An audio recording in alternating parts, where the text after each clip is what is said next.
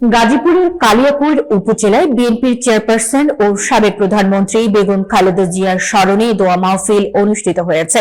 মঙ্গলবার বিকেলে কালিয়াকৈর উপজেলার ট্রাক স্ট্যান্ড এলাকায় অবস্থিত বিএনপির অস্থায়ী কার্যালয়ে এই কর্মসূচি আয়োজন করা হয়।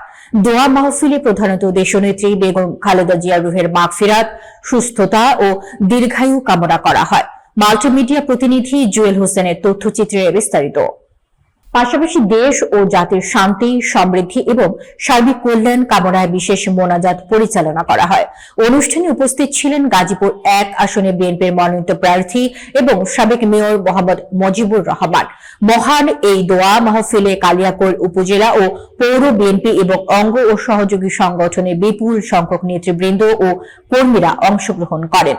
সভাপতিত্ব করেন পাটাভোগ ইউনিয়ন বিএনপির সভাপতি মোহাম্মদ সিরাজ তালুকদার এবং সাধারণ সম্পাদক তোফায়েল আহমেদ তপন অনুষ্ঠানটি সঞ্চালনা করেন।